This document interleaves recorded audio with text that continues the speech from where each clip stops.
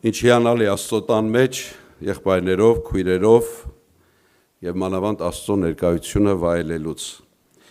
Աստծո խոսքի մեջ մի հրաշքի պատմություն կա Հովհաննեսի ավետարան 5-րդ գլուխ 2-ից 9 համարները ընթերցեմ, շատ հայտնի պատմություն։ Եվ Երուսաղեմում ոչխարների ավազանի մոտ մի տեղ կար, որ եբրայերեն անվանվում էր Բեթհեզդա, 5 սրահներով, որոնց մեջ պարկած էր մի մեծ բազմություն հիվանդների, կույրերի, կաղերի և գոսացածների կամ չորացածների, որոնք սպասում էին ջրերի խառնվելուն, և Տիրոջ հրեշտակը ժամանակ առ ժամանակ իջնում էր ավազանը և ջրերը խառնում, և ով ջրերի խառնվելու ժամանակ առաջինն էր իջնում, բժշկում էր հիվանդությունից նշան անգամ չպահելով։ Այնտեղ մի մարդ կար, որ 38 տարուց ի վեր հիվանդ էր։ Երբ Հիսուսը տեսավ, որ նա պառկած ընկած է և իմացավ, որ դա շատ ժամանակից ի վեր էր, նրան ասաց. «Կամենում ես առողջ լինել»։ Հիվանդը պատասխանեց նրան. «Տեր, ոչ ոք չունեմ, որ երբ ջրերը խառնվեն, ինձ ավազանի մեջ իջեցնի, և ինչ ես դանդաղում եմ, մեկ ուրիշն ինձանից ավելի առաջ է իջնում»։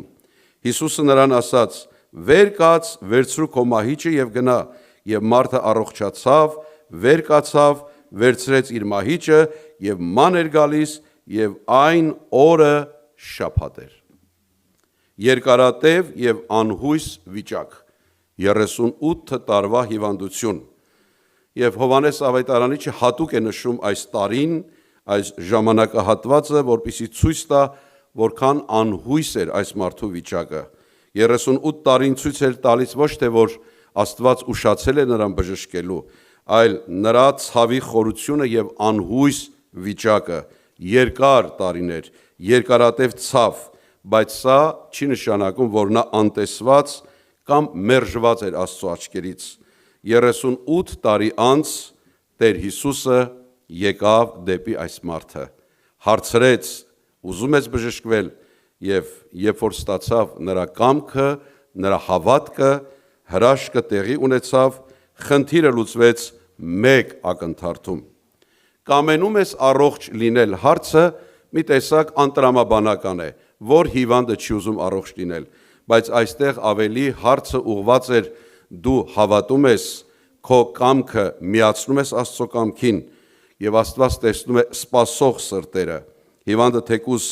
երկար տարվա հիվանդ էր, բայց նա չէր հեռացել Բեթհեզդայի ավազանից, սպասում էր, ամեն անգամ ձախողվելով և առաջինը չհասնելով չէր հուսահատվել, մնացել էր այնտեղ, և այդ սպասումը իրականություն դարձրեց Տերը, երբ որ նրան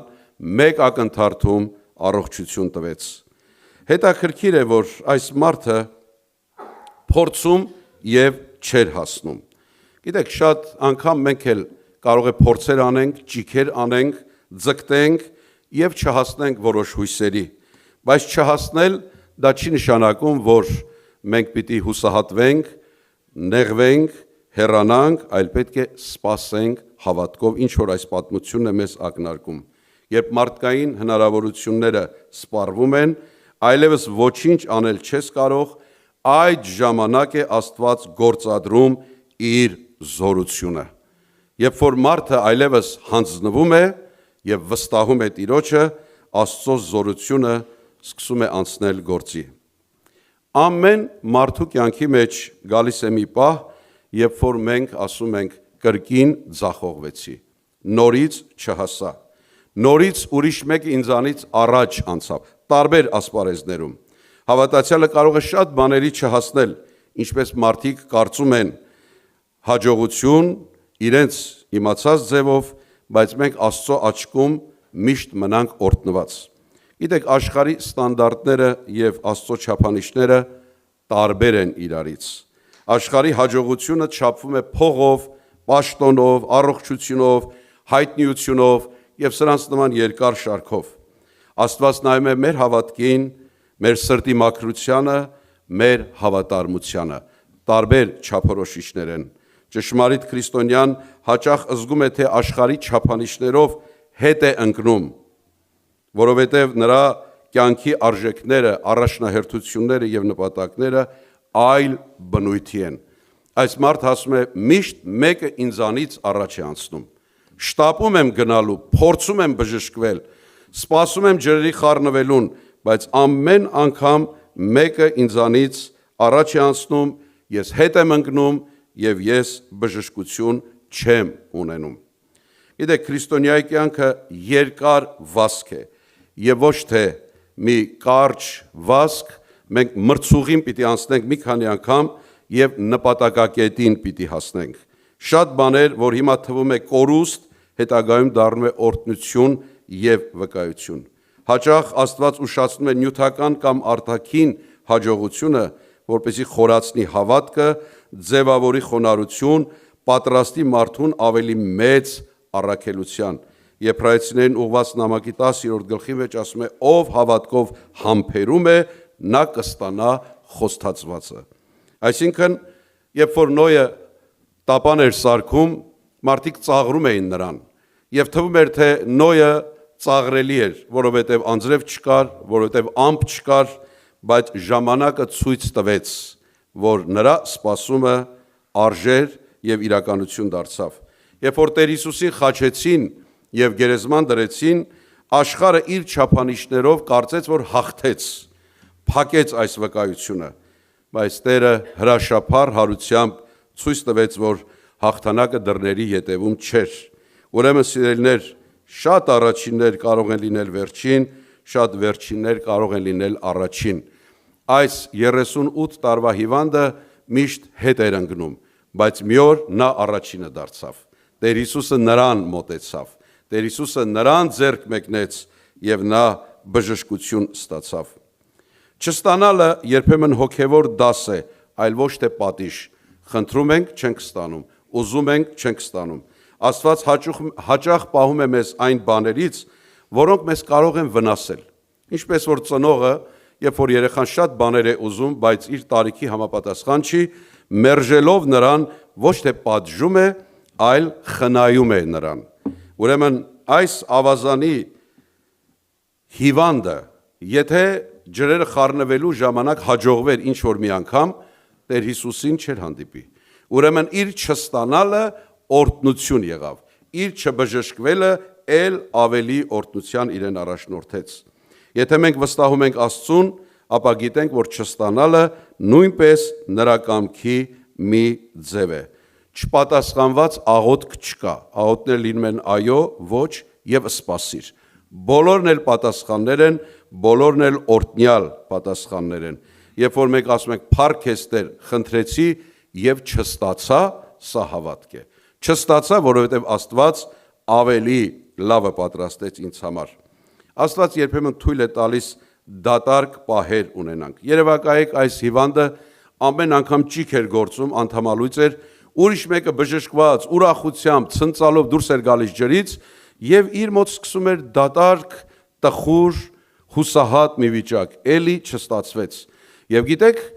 խոստացված չէր, որ ամեն անգամ հրեշտակը պիտի իջնի, կամ ամեն շաբաթ բժշկություն պիտի լինի, կամ երկար տարիներ դեռ այս process-ը պիտի շարունակվի։ Ոչ ոք չգիտեր, սա վերջի անգամն է, նախավերջի անգամն է, կրկնվի, չի կրկնվի, որքան պարբերաբար պիտի կրկնվի։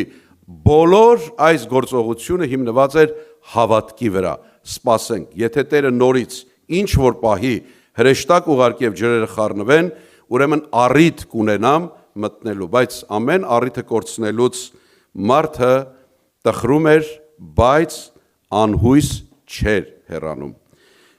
Ասում է, ես ոչ մեկին չունեմ։ Ես կարող եմ երևակայել, գրված չի, որ սկզբում ուներ մարդիկ, որոնք ընկեր էին, բարեկամ էին, բերեցին, տարան, հետո երկար փորձից հետո, երբ որ ձախողվեցին, հուսահատվեցին։ Քանի անգամ, քանի ամիս, 38 տարվա հիվանդությունը բավականին դժվար վիճակ է, հավատացեք եղբայրներ, քույրեր, երբ որ երկարում է, մարդու ուժերը կարծես թե ջլատվում են եւ մարդու հույսը սկսում է շատ պակասել։ Եվ կամաց իր հետ եղողները կամ իրեն օգնողները ենթադրյալ մենակ թողեցին։ Տեր Հիսուսին ասում է, ոչ ոգի չունեմ, մեկը չունեմ, ինչ տխուր վիճակ է։ Մենք այսօր շրջապատված ենք ընտանիքով, եղբայրներով, քույրերով, եկեղեցին մեզ թիկունք է, բայց այս մարդը մնացել էր մենակ իր հիվանդության մեջ եւ արչեվում անհույս եւ դժվար ժամանակներ։ Գիտեք, հիվանդությունը այնպիսի բան է, որ գնալով խորացնում է։ Մարմինը գնալով ավելի թուլանում է եւ պայքարելը, դիմադրելը դառնում է գրեթե անհնար։ Ուրեմն այս մարդը գնալով ավելի մաշվում էր, բայց Աստված ուներ իր ժամանակը։ Երբ որ քեզ թվում է չունես, իրականում ունես։ Երբ որ այս մարդը ասեց ես ոչ ոքի չունեմ, չպատկերացրեց, որ ինքը ունի մեկին իր առջև կանգնած, որ փոխարինում է բոլոր մնացած իր ընկերներին ու բարեկամներին։ Դա Տեր Հիսուս Քրիստոսն էր։ Հիսուսին ունես, նա գալիս է դեպի քեզ, որքան էլ որ երկար սպասումդ լինի, հույսդ մի կտրի, որտեղ Տերը պիտի մոտենա եւ քեզ բժշկություն պիտի տա։ Հետաքրքիր ասում է ոչխարների դռան մոտ էր այս ավազանը, Բեթեսդայի ավազանը։ Ես փորձեցի հասկանալ ինչ էր սա, եւ որոշ մեկնիչներ ասում են, որ դա այն ավազանն էր, որ հովիվներ, երբ որ քաղաք էին մտցնում իրենց հոտերը, որպեսզի քաղաք չտանեին փոշին եւ այդ արոտավայրերից եկած կեղտը, գցում էին, նետում էին իրենց գառներին այդ ավազանի մեջ, մյուս կողմից գառը մաքրված դուրս էր գալիս։ Եվ ահա եկավ Հովվապետը, հովիվների հովիվը, եւ իր գառնուկին առանց այդ ավազանի մեջ մտցնելու, որովհետև Տիրոջ խոսքը արդեն մաքրող զորություն է, ավազանի ջուրն է, մաքրեց եւ բժշկեց այս մարդուն։ Ուրեմն սիրելիներ, եթե կարծում ես չունես, իմացիր, որ Աստված ավելի լավն է քեզ տալու։ Եթե այս կյանքում շատ բաների չենք հասել, շատ մի տխրեք սիրելիներ։ Կորինթացիներին ուղված առաջին նամակի մեջ առաքյալն ասում է, եթե միայն այս կյանքի համար ենք հույս դրել Քրիստոսի վրա, բոլոր մարդկանցից ավելի խղճալի ենք, բայց մենք միայն այս կյանքի համար չենք դրել եւ այս կյանքի եւ առավել եւս հավիտենական կյանքի համար։ Այսօր աշխարհը մրցավազք է, նայեք, բիզնես, շատացնել, հարստանալ, եւ այս մրցավազքի մեջ հաճախ կարծես մենք հոգեվորներս էլ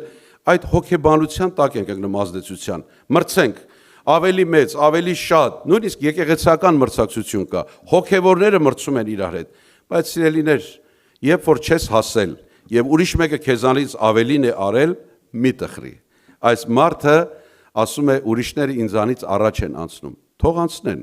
բայց կգա քո ժամանակը, Տերը կտա քո բժշկությունը եւ դու անմասն չես մնա դրանից։ Սաղմոս 73-ի մեջ Դավիթ թագավորը նկարագրում է Ասափի Սաղմոսը, կներեք, ասում է հիրավի Աստված բարի է Իսրայելի համար, սրտով ուղիղների համար, եւ քիչ էր մնացել, որ ոտքերս ծռվեին եւ բան չէր մնացել, որ քայլերս սահեին։ Ինչու՞։ Ինչ եղավ Սաղմոս 2-ին։ Ասում է, երբ որ տեսա ամբարտավանների, ամբարիշտների խաղաղությունը, տեսա, որ նրանք ցավ չունեն, տեսա, որ մինչև իրենց մահը լավ են ապրում, մարմինները ամուր են, պարարտ են, նեղության մեջ չեն տանջվում, եւ ամբարտավանները վզնոցի պես պատում են իրենց հարստությամբ, բռնությունը ուտում են, բայց չեն պատժում։ Տեսա այս ամբարտավան, ամբարիշտ, անհավատ մարդկանց հաջողությունը, որ ինձանից առաջ են անցել եւ ես հետ եմ մնացել, քիչ մնաց ոտքերս սահեին։ Եվ շարունակությունը գիտեք անշուշտ, ասում է, երբ որ մտա Աստծո սրբարանը, ես տեսա, որ դու նրանց սահուն տեղեր ես դրել։ Սրանք են ահա ամբարիշտները, որոնք հաջողակ են այս աշխարհում եւ ավելացնում են հարստություն։ Հիրավի զուր տեղն եմ իմ սիրտը սրբում եւ իմ ձեռքերը լվանում սրբությամբ։ Այս մրցակցությունը չպետք է ընկճի մեզ, սիրելի եղբայրներ եւ քույրեր։ Թող առաջ անցնեն։ Մենք մնանք հավատարիմ Քրիստոսի ոտքերի մոտ, սպասենք մեր ժամանակին եւ Աստված անպայման մեզ հաղթական կդարձնի։ Դարձա ու արեգակի տակ տեսա, որ մրցավազքը արագաշարժներինը չէ, ոչ էլ պատերազմը հզորներինը, ոչ էլ հացը իմաստուններինը, հարստությունն էլ հասկացողներինը չէ, շնորհքն էլ գիտուններինը չէ, որովհետև ժամանակ ու դիպված բոլորին են պատահում։ Խաբուսիկ է կյանքը։ Մի կարծեք, որ եթե մեկը խելացի է, հարուստ է, ուժեղ է, հաջողակ է այս աշխարհի իմաստով, ուրեմն տես Աստված մեզ չորտնեց, նրան օրտնեց։ Ընդհակառակը մեր չափորոշիչները տարբեր են, մեր արժեքները տարբեր են։ Երբ որ Տերը ինձ մոտ է, երբ որ նրա խաղաղությունը ես վայելում եմ, երբ որ ես առիթ ունեմ Աստծո տունը գալու եւ Աստծո սուրբերի հետ նրան պաշտելու, ես հաջողակ մարդ եմ, ես օրհնված մարդ եմ, ես այս աշխարհի լավագույն բաժինը ունեցող մարդ եմ։ Մի գեղեցիկ պատմությամբ պիտի փակեմ, որտեվ պաշտամունքը պիտի շարունակվի։ Լսած կլնեք հավանաբար մի փոքր օթանավ, երբ որ թռնում էր, օթանավի մեջ շատ ուղևորներ չկային, 4 հոգիներ էին միայն, հանկարծ օթաչուն եկավ ասեց, որ մատորը կանգնած է եւ օթանավը հենց այնպես ինքնաբերաբար գնում է, ես թռա, դուք 4-ը որոշեք, 3 հատ էլ օթապարիկ ունեք, որով կարող եք փրկվել, 4-ից մեկը անշուշտ չի փրկվելու։ Եվ երբ որ ինքը թռավ, առաջի ուղևորներից մեկը ասեց, ես լոյեր եմ, ես պիտի թռնեմ գնամ, որտեղ շատ դատեր ունեմ անելու, մեկը առավ ու թռավ այդ օթապարիկներից։ Երկրորդն ասեց, ես բիզնեսմեն եմ, քանի հատ բան ունեմ ստորագրելու, չի լինի, երկրորդն էլ առավ թռավ, մնացին 2 հոգի, մեկը հովիվ էր, մյուսը մի աղջնակ։ Հովիվես աղջնակին ասեց, վերցրու հաջորդ վերջին օթապարիկը եւ թռի։ Չէ, ասեց, չէ, վերցրու, ասեց, ես պատրաստ եմ, ես գիտեմ ուր եմ գնում, ծնողներդ քեզ սպասում են, քո կյանքը դեռ առջևում է, համոզում էր այս աղջկան, շուռ եկավ ասեց, պարոն, հանգիստ եղիր, 2 օթապարիկ ունենք, 2-ս էլ կթռնենք, ասեց, ոնց 2, 3 հատ կար։ Աղջիկն ասեց, չգիտեմ այդ առաջ 2-ից որ մեկն էր, շտապելուց իմ պայուսակն է վերցրել թռել։ Մենք հիմա հանգիստ կարող ենք թռնել եւ փրկվել։ Առաջ անցավ, առաջ չանցավ։ Այնպես որ եղբայրներ, քույրեր, այս մարդուն մենք նայելուց հասկանանք, որ երկարատև դժվարություն, հիվանդություն, դա մերժվածություն չի։ Տերը իր ժամանակին կգա, կկանգնի եւ կասի ուզում ես, մենք ասենք այո։ Ուզում ես երկինք մտնել, այո։ Ուզում ես իմ ուրախությունը մտնել, այո։ Ուրեմն այդ բոլոր սպասումդ արժեր եւ Տեր օրհնի ամենքիդ